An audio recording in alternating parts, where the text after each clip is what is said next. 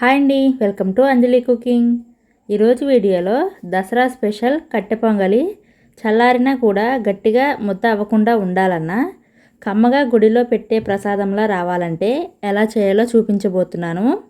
అలాగే ఏదైనా పండగలప్పుడు నైవేద్యంగాను సింపుల్గా బ్రేక్ఫాస్ట్కి ఏదైనా చేయాలన్నా మధ్యాహ్నం లంచ్ బాక్స్లోకైనా ఈ కట్టె పొంగలి చాలా బాగుంటుంది. ఇక లేట్ చేయకుండా కట్టె పొంగలి ఎలా చేయాలో చూసేయండి. ఈ వీడియో చూసి నచ్చితే సబ్స్క్రైబ్ చేయండి. ఇక ప్రాసెస్లోకి వెళ్ళిపోదాం. ఫస్ట్ ఒక బౌల్లోకి 1/4 కప్పు వరకు పెసరపప్పు తీసుకోండి.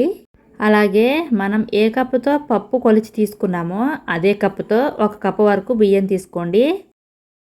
మీరు కావాలంటే 1 కప్పు బియ్యం 1 కప్పు పెసరపప్పు అయినా తీసుకోవచ్చు. ఇప్పుడు ఇందులో నీళ్లు పోసి 2-3 సార్ల వరకు శుభ్రంగా కడగండి. ఆ తర్వాత ఇందులో నీళ్లు పోసి 10-15 నిమిషాల వరకు నానబెట్టండి. ఇలా నానబెట్టడం వల్ల పప్పు బియ్యం అనేది త్వరగా ఉడుకుతాయి. ఇప్పుడు తర్వాత ప్రాసెస్ చూద్దాము. స్టవ్ పై ఒక గిన్నె పెట్టుకోవాలి. ఇందులోకి మనం ఏ కప్పుతో బియ్యం పప్పు కొలిచి తీసుకున్నామో అదే కప్పుతో 6 కప్పుల వరకు నీళ్లు కొలిచి తీసుకోండి.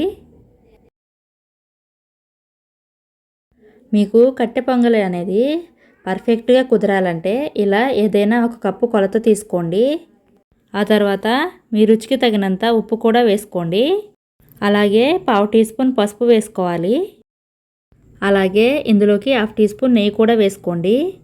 ఈ నెయ్యి కూడా వేసాక మూత పెట్టి ఈ నీళ్ళని మరిగించండి.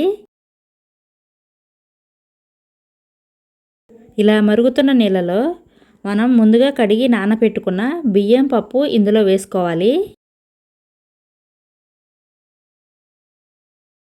ఇలా బియ్యం పప్పు మొత్తం వేసేసిన తర్వాత ఒకసారి బాగా మిక్స్ చేయండి. మిక్స్ చేసేసి మూత పెట్టి మీడియం ఫ్లేమ్లో ఉడికించుకోవాలి.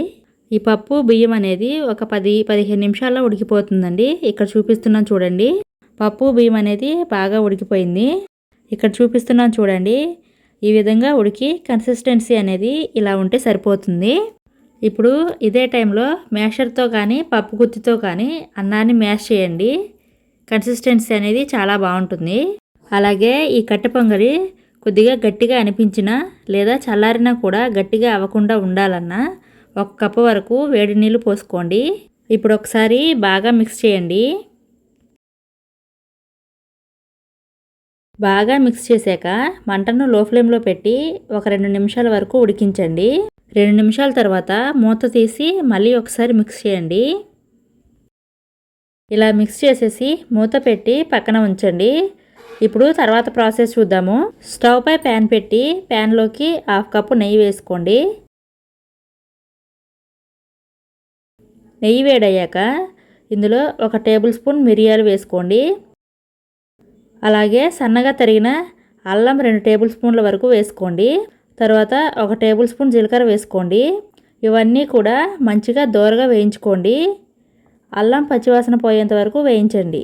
ఇవన్నీ బాగా వేయించిన తర్వాత 6 లేదా 7 పచ్చిమిరపకాయలని తీసుకొని ఇలా సన్నగా కట్ చేసుకొని వేసుకోండి. అలాగే ఇందులో 2 ఎండుమిరపకాయలను కూడా తుంపుకొని వేసుకోండి. అలాగే 1/2 కప్పు జీడిపప్పు వేసుకొని జీడిపప్పు మంచి షేడ్ వచ్చేంత వరకు వేయించుకోవాలి. జీడిపప్పు ఇలా వేగిన తర్వాత ఇందులోకి కొద్దిగా కరివేపాకు కూడా వేసుకోండి. అలాగే 1/2 టీ స్పూన్ దాకా ఇంగువ కూడా వేసి ఒకసారి కలపండి. ఇలా కలిపిన తర్వాత ఈ తాలింపు మొత్తాన్ని కూడా మనం పక్కన ఉంచుకున్న పొంగల్లో వేసుకోండి.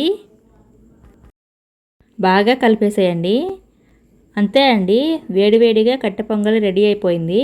ఈ ప్రాసెస్లో చేస్తే టేస్ట్ అయితే చాలా బాగుంటుంది అండ్ పర్ఫెక్ట్గా మంచి టేస్ట్తో కుదురుతుంది. ఈ కట్టె పొంగల్ని పల్లి చట్నీతో కానీ సాంబార్తో కానీ సర్వ్ చేసుకోండి, చాలా బాగుంటుంది. అలాగే ఈ కట్టె పొంగల్ని పండగలప్పుడైనా లేదా సింపుల్గా బ్రేక్ఫాస్ట్లోకైనా అలాగే పిల్లలకైనా పెద్దవాళ్ళకైనా వెరైటీగా లంచ్ బాక్స్ ప్రిపేర్ చేయాలన్నా వెంటనే ఈ ప్రాసెస్లో కట్టె పొంగలి చేయండి. టేస్ట్ అయితే చాలా బాగుంటుంది. ఈ దసరాకి మీరు కూడా ఈ కట్టె పొంగలి ప్రిపేర్ చేసి టేస్ట్ అనేది ఎలా వచ్చిందో మీ కామెంట్ రూపంలో తెలియచేయండి.